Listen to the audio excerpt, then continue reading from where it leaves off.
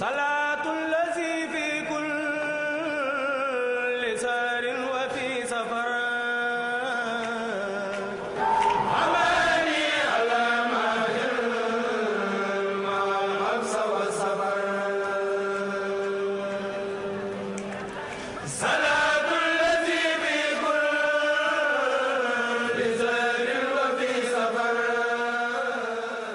la Déclaration universelle des droits de l'homme à la Charte africaine des droits des enfants en passant par des conventions nationales et internationales, les législateurs ont réservé une place importante aux enfants dans la société. Dès lors, la protection de le droit inaliénable à la vie, à la santé et à l'éducation s'impose. L'association Khadim Rassoul est une association à but non lucratif qui s'occupe des enfants vulnérables, notamment les talibés, et qui aide ces enfants à améliorer leurs conditions de vie. À côté des projets et programmes définis par l'État, les bonnes volontés s'engagent à accompagner cette frange vulnérable de la population. C'est dans ce contexte que s'inscrit l'œuvre humanitaire de l'association Khadim Rassoul, dirigée par Mme Matilo et appuyée par la diaspora américaine. Et sachant que la santé n'a pas de prix,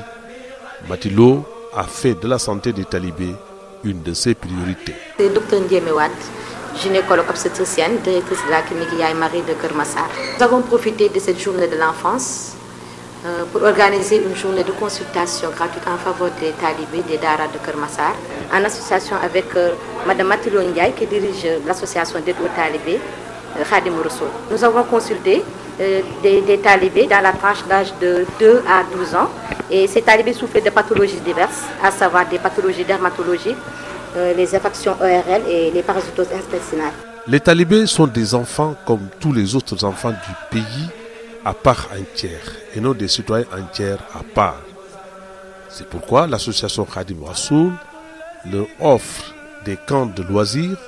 d'excursions et de découverte des sites historiques de leur pays et la vie coloniale de leurs ancêtres. Je soutiens l'association Khadim Rassoul. Je tiens à préciser que ce n'est pas la personne que je soutiens, mais c'est l'idée, l'initiative de faire plaisir, de faire savoir aux enfants l'histoire de Gorée. C'est notre histoire à nous tous. Et ce n'est pas donné à tous les talibés de venir ici à Gorée, passer une journée comme celle-ci. Le 16 juin, massacre des innocents de Soweto. Une date inoubliable dans la mémoire collective et individuelle des Africains. C'est cette date que Mme Matilo a choisie pour distribuer chaque année des denrées alimentaires dans des écoles coraniques de Keur Massar et une journée d'alimentation des talibés. Cette journée rappelle le massacre des enfants à Soweto en 1976 et nous l'organisons depuis 2007. Pour rappel, nous avons eu à faire des excursions vers Gorée pour une visite au niveau de la maison des esclaves. Nous avons eu à faire des consultations médicales au niveau de Keur Massar à la clinique Yaye Marie et soigner ces enfants et leurs maîtres coraniques. Nous menons des activités concernant à donner des dons de riz, des dons, toutes sortes de dons pour améliorer les conditions des talibés, pour améliorer leur bien-être. En présence des imams, des maîtres coraniques et des délégués de quartier. Des mots de remerciement à l'endroit de la généreuse donatrice. Chaque année, nous assistons à cette cérémonie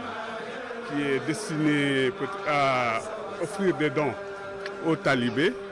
mais également à leur offrir un repas. Ça, je crois que c'est un acte de bienfaisance de grande portée. Alxuraan la bëgg, alxuraan la fonk, moom la bëgg. Bu ñu fi déplacé dem këram tamit def nañ ko yaakaar naa benn du ñaar. Baayam Idrissa bi mu génnee àdduna le 25 novembre 2012 dem nañ seen kër. Fekk fa mbooloo tabaarkalla yokk mbooloo bi wàcce fa kaamil ñu fekkee man Adama Sall jëm ñoo demoon fekk ci leen. Représenté ko pour représenter mbooloo ñi nga xam ne tabaarkalla dañu amoon gànt ñu dem représenté leen comme que dafa jàmp woon. Li ko delloo yaakaar naa dem nañ fa wàcce nañ fi encore tamit Mati ci lii la dëkk yërmande am ca sëñ daara yërmande am ci taalibe nekkul loo xam ne lu tuuti caaxaanewoo ko moo tax nee na ren dafa bëgg encore wax dëgg yàlla moom lépp li mu ci doon def mu gën a encore defaat encore effort ndax xamal nit ñi moom mosul ci arrière. école yi di jàng français ñu leen di war ñuy découvrir yenn yi te taalibe yi duñ ko def na yóbbu taalibe yi ñu découvrir lii élèves yi jàng ñu yóbbu leen Gorée prix de 3 millions la ca defoon ca déwén sa ñëw mu ni naa ko def consultation gratuite ndax taalibe yi war nañoo am feebaru bëñ wala bët wala feebaru der dem clinique Yaa Mari invité ay médecins fay leen ni ko seetal ma taalibe yi seet boobu dafa continuer ba fi mu ne taalibe bu siburu des fois man dañuy ñëw wooma ma woomati mu jënd ordonnance wala mu yóbbu hôpital a seen jabar yenn saa yi seen doom borom daara yi danaan lu si xew naa ko yëg te bu doon ngistal kon wala danaan jox ma dossier ma yóbbu ko ministère gu la fenn mais bëggul sax benn ministère yëg ko nii muy def Kër Massar tonni ceeb bi di ko fi maye Ngor ndékki la ko fa def boulangerie lay taxaw seet néew ji doole yi dëkk ci quartier yooyu mu jënd mburu jox fayal naa la ndékki 6 mois benn famille loolu kuy defal yàlla rek moo ko mën. xale yi kuy def si ñoom ku ne doo ko rëccu di nag benn ñaanu xale yi toog soxna si benn ñaanu xale yi toog ak koo wóolu kumu man maa la ko wax koo yaakaar kumu nga taxaw ci kanamu taalal ko loxo mu ñaanal la xale yi ko doole xam nga li tax dañoo làpp amuñu benn bakkar amuñu sobe xamuñu tricher xale boo ko laajee rek mu xam la yow daal di wax boo ñëwoon ni ku toj fi mu ne diw la ci bëree mag nga naa xëy man de xalaat man de xaw ma yaakaar naa ni waa man de fii laa jaar rek te xam na ko mais xale tey boo leen ku def li leen diwa xamuñu tricher seen xol dafa set wecc ñii ñooy magasin bi yàlla denc soo bëggee xam fi yàlla denc ay secret da ngay seet xale yi. noo ngi nuyu bokk yi nga àndal ndax it nag mënoon am nga feneen foo ko mënoon def waaye ndokk bi nga choisir fii yàlla gën a bëgg nga def ki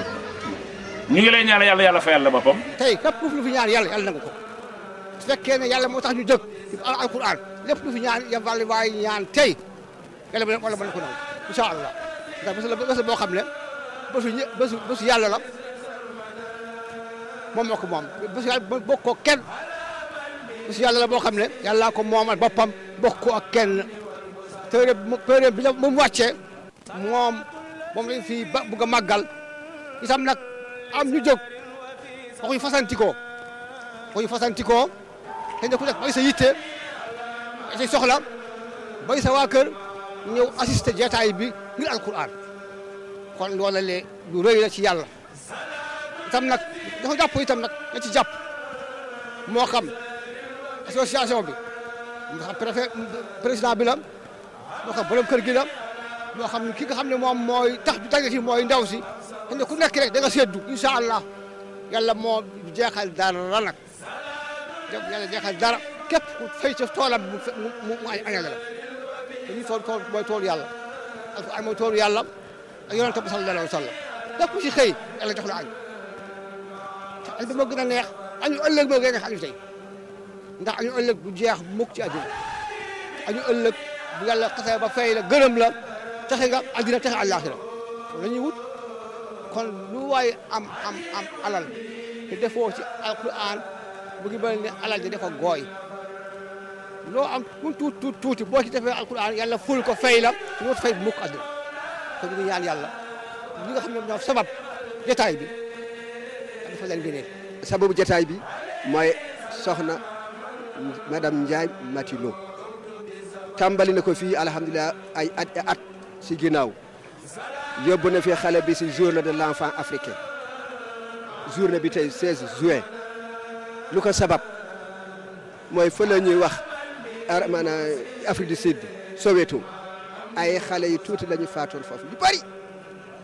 si 16 juin bii si maanaam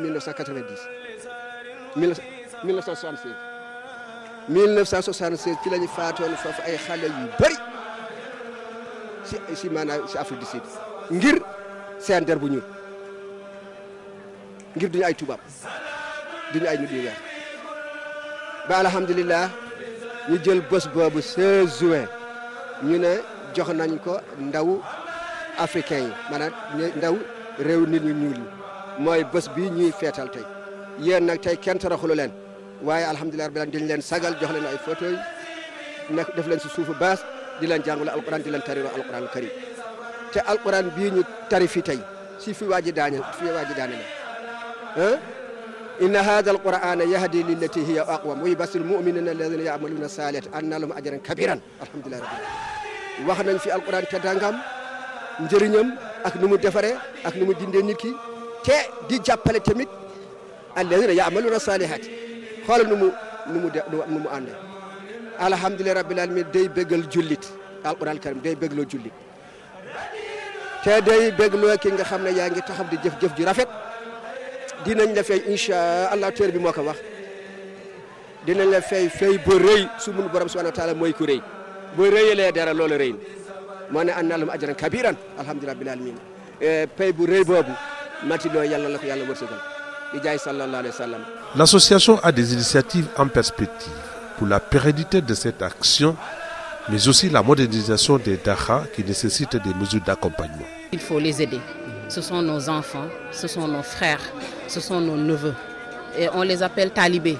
parce qu'ils sont dans un système informel. Je pense que l'État doit prendre en considération les préoccupations de cette couche vulnérable qui sont ces talibés, qui font part entière de notre société. Cette journée a été marquée par une alimentation des talibés et la lecture du Saint-Coran pour la paix, la prospérité et le repos de l'âme de nos devanciers à l'au-delà.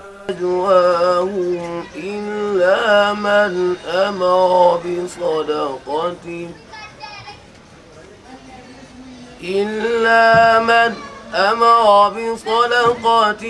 أو معروف أو إصلاح بين الناس ومن يفعل ذلك ابتغاء مرضات الله فسوف نؤتيه أجرا عظيما ومن يشاقق الرسول من بعد ما تبين له